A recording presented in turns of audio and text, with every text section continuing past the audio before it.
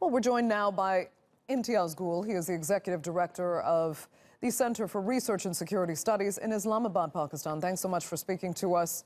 I mean, how big of a loss is this for the Haqqani network and the Taliban? Was he more symbolic in his old age or still actively influential?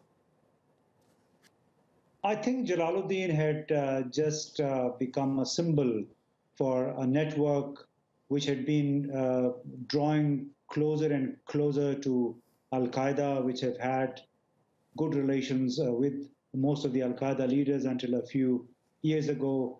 And Jalaluddin himself had literally been bedridden, pretty old, and suffering from various ailments.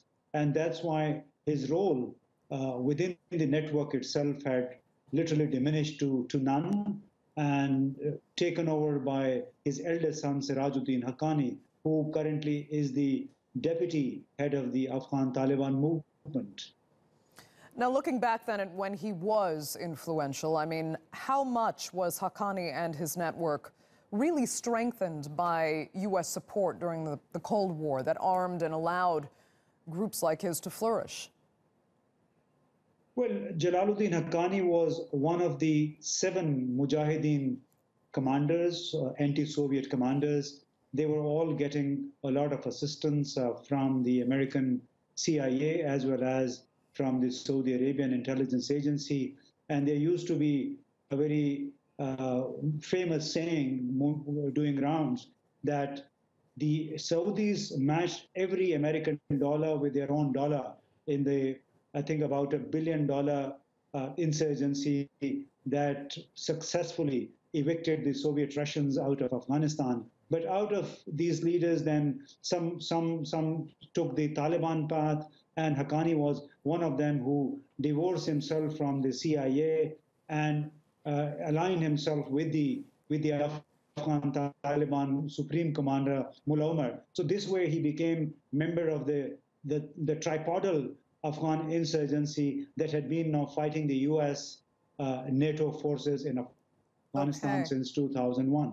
Now, you're in Pakistan, a country that struggles constantly with the influence of extremist groups. How much does the Haqqani network and its affiliates actually challenge Pakistan's security forces? They have never challenged Pakistani security forces. I think one could say there has been some sort of business relationship between the Pakistani government agencies and the Haqqani network itself. But that went, I think, largely to the extent of allowing them to maintain their families inside Pakistani border regions, perhaps maintaining also businesses. And that was the extent of relationship that had existed between Pakistan and the Haqqani network.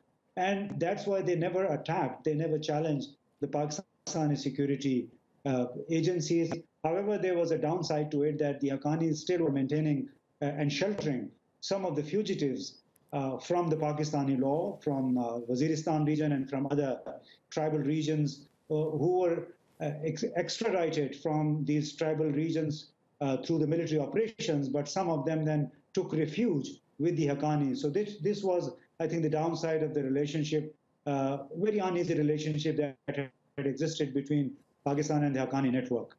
Okay, Imtiaz Gul, we'll have to leave it there. Thank you so much for joining us from Islamabad.